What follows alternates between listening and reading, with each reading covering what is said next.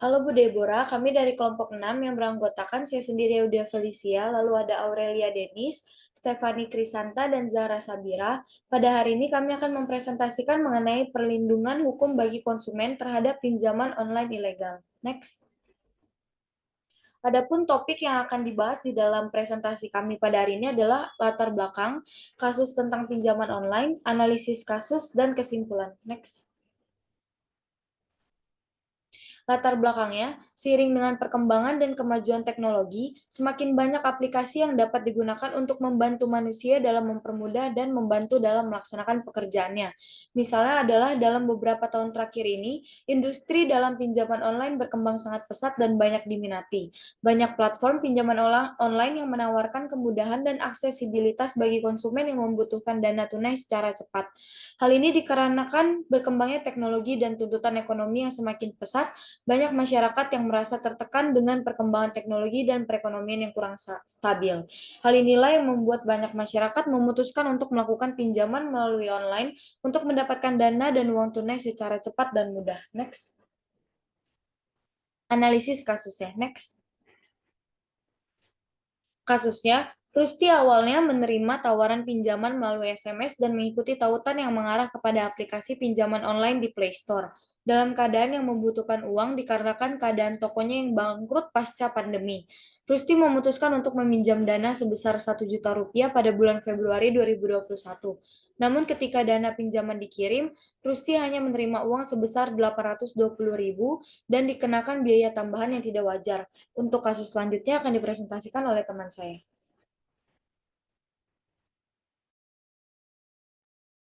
Selain itu, ia juga mengalami penagihan secara agresif setelah tidak dapat mengembalikan pinjamannya sesuai dengan jadwal pembayaran.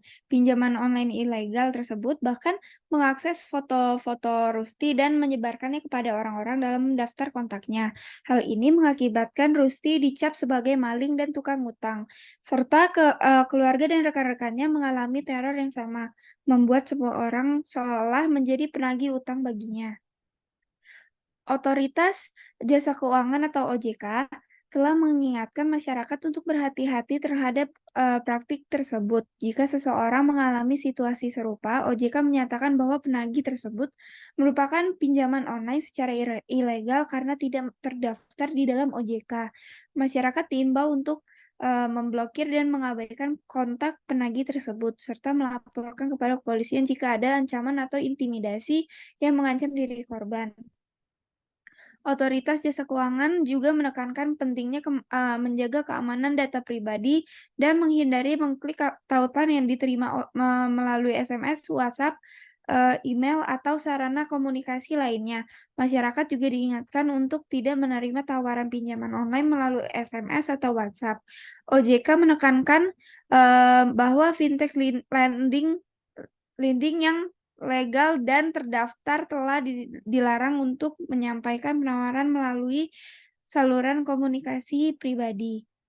Dalam rangka melindungi diri dari pinjaman online ilegal, OJK menyarankan masyarakat untuk selalu memeriksa legalitas pinjaman online yang ditawarkan dengan mengunjungi tautan resmi atau menghubungi kontak OJK agar dapat melakukan pinjaman uang secara online melalui akun pinjaman online yang sudah terdaftar dan diawasi oleh OJK.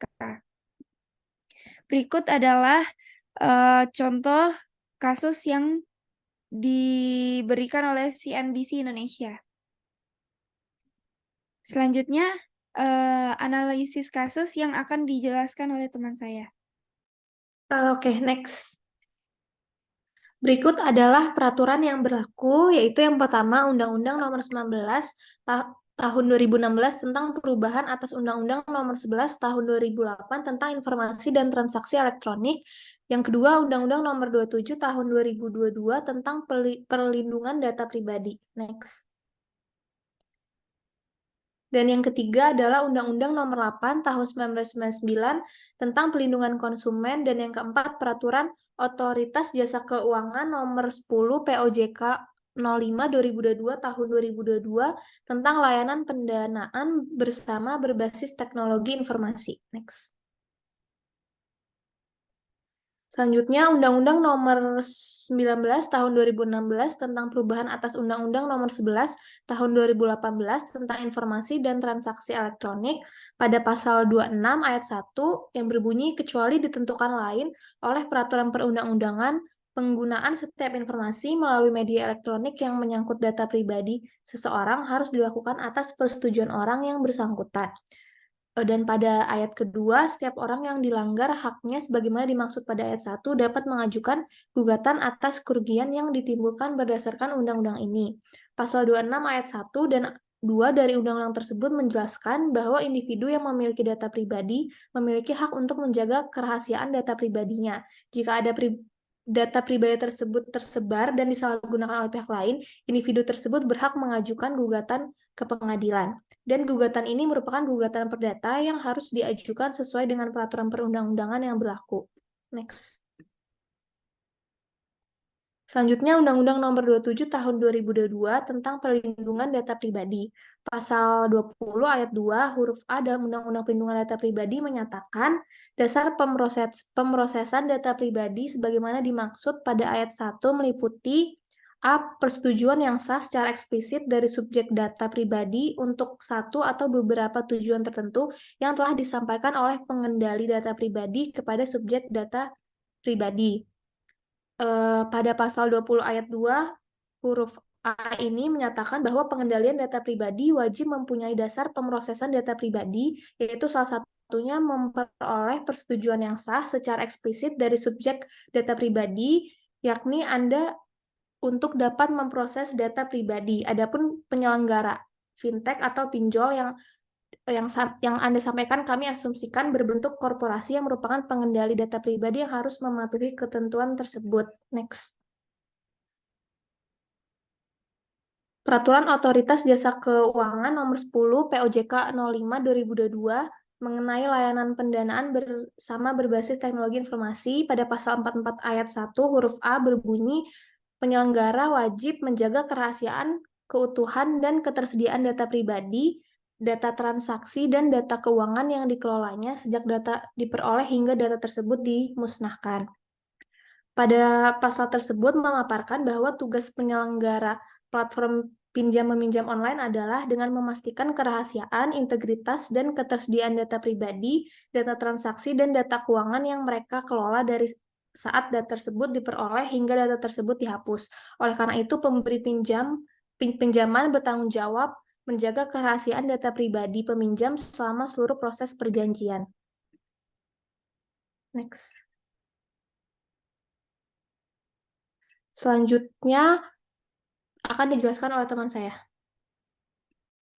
Selanjutnya untuk pasal 44 ayat 1 huruf C berbunyi, menjamin bahwa perolehan, penggunaan, pemanfaatan, dan pengungkapan data pribadi, data transaksi, dan data keuangan yang diperoleh oleh penyelenggara berdasarkan persetujuan pemilik data pribadi, data transaksi, dan data keuangan, kecuali ditentukan oleh ketentuan peraturan perundang-undangan.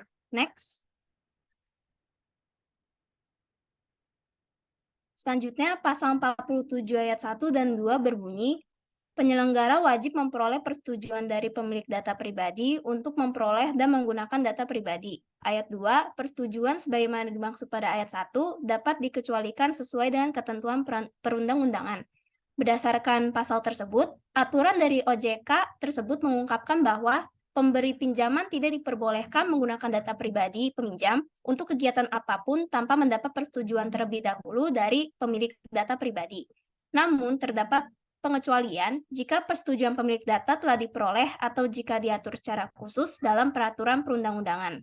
Selain itu, penyelenggara layanan pinjam-meminjam online juga dilarang memberikan atau mengungkapkan data atau informasi pengguna kepada pihak ketiga tanpa persetujuan dari pengguna, kecuali jika diwajibkan oleh peraturan perundang-undangan. Next.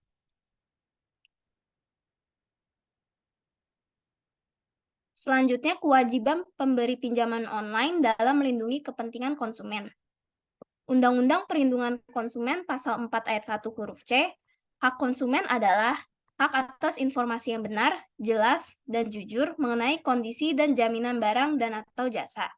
Peraturan OJK Nomor 6 PJOK 01/2022, Pasal 11 ayat 1 huruf A, berbunyi PUJK dilarang memberikan data pribadi dan atau informasi pribadi mengenai konsumen kepada pihak lain.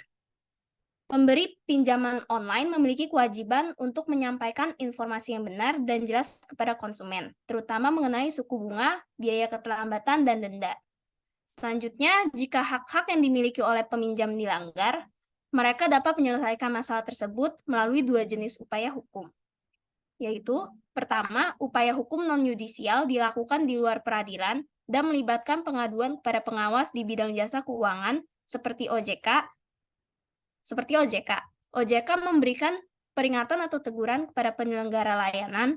Dan yang kedua, upaya hukum yudisial bersifat represif, yang berarti melibatkan proses penegakan hukum di pengadilan. Setelah terjadi pelanggaran, upaya hukum ini dilakukan dengan tujuan mengembalikan atau memulihkan keadaan yang terganggu. Salah satu bentuk upaya hukum yaitu dengan mengajukan gugatan ke pengadilan. Pengajuan gugatan ke pengadilan tidak hanya ditujukan untuk menggugat penyelenggara pinjaman online yang telah menyebarkan data pribadi peminjam, tetapi juga para pihak ketiga serta pihak yang tidak memiliki hubungan hukum dengan pemilik data. Next. Kesimpulan. Dapat disimpulkan bahwa perlindungan hukum bagi konsumen terhadap aplikasi pinjaman online yang menyebarkan data pribadi konsumen merupakan hal-hal yang sangat penting. Pinjaman online telah menjadi alternatif yang populer bagi masyarakat dalam memperoleh dana secara cepat dan mudah. Namun dalam praktiknya banyak terjadi pelanggaran dan penyalahgunaan terhadap hak-hak konsumen. Banyak konsumen yang mengalami penagihan yang agresif, intimidasi, dan penyebaran data pribadi mereka oleh pemberi peminjam yang tidak bertanggung jawab. Untuk itu, Undang-Undang Perlindungan Konsumen seperti Undang-Undang Nomor 8 Tahun 99 tentang Perlindungan Konsumen dan Peraturan OJK memberikan landasan hukum untuk melindungi konsumen dari praktik yang tidak adil dan melanggar. Next. Demikian presentasi dari kelompok kami. Terima kasih.